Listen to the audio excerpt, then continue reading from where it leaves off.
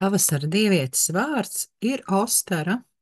Tā viņu sauc ģermāņi, bet anglosakšiem tā ir līdzīgāk skan tā kā Estere, taču vēlākos laikos šie abi vārdi ir saplūduši, atstājot nemainīgu galveno ideju, ka tad, kad nāk pavasaris, tā ir dieviete, kura šo pavasari atved, viņa atbild par visu jauno, par rītausmu, par auglīgumu. Un saskaņā ar mītiem, kur pirmie mīti par Ostaru ir fiksēti ap 8. gadsimtu, un vēlāk, protams, viņi ir veidojušies, un ir dažādas variācijas. Ir arī brāļu Grimu pasaka par Ostaru un viņas piedzīvojumiem. Tādēļ es stāstīšu kaut kādu tādu miksēto versiju savā variācijā, bet ir atrodami arī citi varianti šim stāstam. Nu, lūk, šī dieviete pa ziemu guļ. Un šeit mēs varam saskatīt arī tādu līdzību ar Dēmetru, māti zemi, kur arī rudeni un ziemu pavada miegā, jo viņas mīļā meita dieviete Persefone ir pazemes valstībā. Un ir arī citas dievības, kas tikai no ziemu pavada guļot un mostas uz pavasaru, un ar to viņi arī atnes šo pavasari. Nu, lūk, un par šo dievieti ir tāds stāsts, ka kādu gadu viņa aizgulējās stipri ilgi. Ziema bija ļoti gara, pavasaris atnāca vēlāk nekā vajadzētu būt. Un diezgan cieta arī daba. Daudzi augi neizturēja tik garo ziemu, putniņi, dzīvnieciņi, kuriem pietrūka ēdiena. Un kad Ostara modās un metās skatīties, kas tad ir viņas valdījuma laukos, viņa atrada arī kādu zvirbulīti, gandrīz vēl ledus gabalā sasalušu, taču viņai izdevās viņu atdzīvināt ar savu elpu, sasildīt Putniņš atmodās, pārdzima, atzima, jo viņš bija praktiski jau miris. Un kļuva ļoti uzticīgs, būdams pateicīgs šai dievietei Ostarai, un viņu var vēlāk sastapt uz viņas pleca sēžot, un tā viņi arī vienmēr bija kopā, un Putniņš viņai ausī čivināja dziesmiņas, un šo dievieti arī bieži vien attēlo ar putnu ligzdām, ar olām, ar zariem, ar kokiem, ar sauli un mēnesi. Tas ir veids, nu, kā viņa ir atpazīstama. Nu, lūk.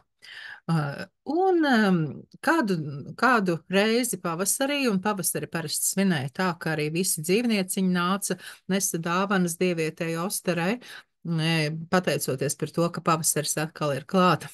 Kādu pavasari atkal visi dzīvnieciņi nesa dāvanas. Tikai baltajam zaķim Džekam bija nepārāk labi ar dāvanām. Viņš bija galīgi nabadzīgs, viņam pilnīgi nekā nebija. Viņš nezināja, ko lai tādu pieklājīgu atnes dievietei, jo, nu, tomēr izrādot savu cieņu. Un tad viņš atrada kādu putna olu kaut kur. Un izdomāja, viņš varētu šo olu rotāt ar zāles stiebriņiem, ar puķītēm, pakrāsot, tad viņš aptina nu, tā kā ievīja viņu bišu vaskā, lai viņa ir spīdīga, un pasniedz šādu dāvanu dievietei.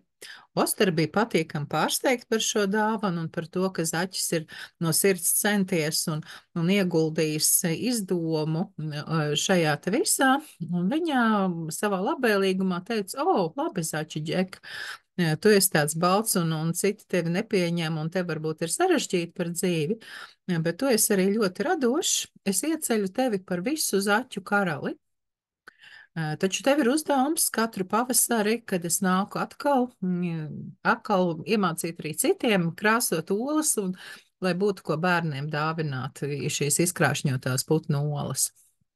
Nu, labi, lietas notikās, pa ziemu Ostara gulēja, pavasarī nāca atpakaļ, un tad viņi ievēroja, ka viņas draugs Putniņš, nu, izskatās, pat ir pilnīgi samīlējies zaķī. Viņš dzied viņam dziesmiņas, viņš skatās jau vairāk uz viņu, nevis uz dievieti Ostaru. Taču dieviete savā sirdī bija dāsna, un šo te putniņu apbalvoja un nolēma viņu pārvērt arī par baltu zaķi, jo mums ir baltais zaķis Džeks, un tagad putniņš arī kļuva par zaķi. Nu, viņi varēja beidzot satikties, viņi bija vienā elementā, un sākās lielais mīles stāsts. Pēc kāda laika, atkal pavasarī atnākot, Ostara atrada ligzdu, kurā bija ļoti īpatnējas krāsainas olas. Pat ne tā kā Džeka krāšņotās olas, savādākas. Izrādījās, ka putniņš arī pārtapdams par zaķi ir saglabājis savas spējas dēt olas, un šajās krāsainajās lielajās olās bija zaķēni. Viņi piedzima no olām. Tādi bija šie ļoti īpašie zaķēni Džekam un bijušajam putniņam, tagad zaķenei. Dzīve ritēja jauki, taču, ziniet, par zaķiem ir tā kā ir. Zaķi kā simbols arī ir diezgan neviennozīmīgi. Viņi ir tādi visai pretrunīgi. Viņus mēdz saukt par muļķiem, un citi atkal, ka zaķis ir ļoti viltīgs. Viņi saka, ka viņš ir ļoti ātrs, citi, ka viņam nekas nepielec, un viņš ir tāds neizveidās. Vienis mīti un stāsti saka, ka zaķis ir ļoti bailīgs, citi, ka zaķis ir īstenībā ļoti drosmīgs. Un līdzīgi ir arī ar tādu jaunavīgumu un seksualitāti. Arī tur ir dažādi varianti un stāsti dažādi. Bet nu, zaķis Džeks bija tāds, ka viņam patika arī citas zaķenes. Un viņa sieviņa par to pārdzīvoja. Ostrai tas ļoti nepatika. Viņa sadusmojās uz zaķi Džeku. Viņa paņēma, saķēra šo zaķi Džeku aiz auss un aizmeta debesīs, kur ir Oriona zvaigznājs, un viņš kļuva par zvaigznāju, par zaķa zvaigznāju. Taču viņa sieviņa, lai arī kāds bija šis Džeks un lai kā viņš gāja pa kreisi, viņa pēc viņa skuma. Un redzot asaras viņas acīs, Ostara nolēma viņai dot vēl vienu dāvanu, izrādīt savu labvēlību šim putniņam. Un viņām izdarīja tā, ka katru gadu, kad ir pirmais pavasara mēnesis, un šajā mēnesī ir pilnmēnesis, kas notiek tieši šobrīd pēc pavasara šīs ekvinokcijas, tagad ir pirmais pilnmēnesis, ka šajā pilnmēnesī zaķis Džeks var atgriezties uz zemes.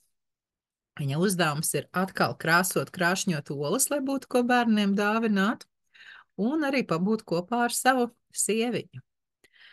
Un tāds ir šis stāsts par dievieti Ostaru, par kuru mēs šajā pilnmēnesī arī zīmēsim savas variācijas, drīzāk tādā neiroārtu manierē, nevis neirografiku ar algoritmu, bet zīmējumu brīvu, plūstošu, tādu meditatīvi, transīgu, es varētu pat teikt, ar mītiem, simboliem, bet katra ar savu tēmu šajā zīmējumā ieliekot to vēlmi, kas katrai dalībniecei ir, ko tad gribētos jaunu, kur vajag to rītausmu, to uzplaucēšanu, to piedzīvot pavasari kādā dzīves jomā. Varbūt visā sevī, varbūt darbā, varbūt privātajā dzīvē, varbūt ir kāds projekts padomā, kuru radīt, kurš lai var iesēt sēklu, kura var izaugt un uzplaukt, pateicoties arī šai pavasara dievietei Ostarai, kas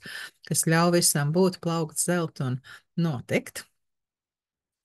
Un, jā, zīmēsim dažādi, kāds uz baltiem foniem, kāds uz tumšiem foniem, un tālākā gaita tad ir atsevišķā video šai zīmēšanai. Katru pilnmēnesi es rīkoju tādas zīmēšanas par ļoti simbolisku samaksu, kas nav mācību kurs, kur katru reizi ir arī man pašai interesanti, kāda atnāks ideja, tēls, jo katrs pilnmēnesis ir arī savā tēmā. Ir tur ziedu pilnmēnesis, ir palmu, sniega pilnmēnesis un tā tālāk. Vilku pilnmēnesis mums arī bija, un katru reizi mēs šajā tēmā ieejam ar kādiem citiem tēliem, ar kādu rituālu vai meditāciju un zīmēšanām un kaut ko vēl brīvā radošā procesā.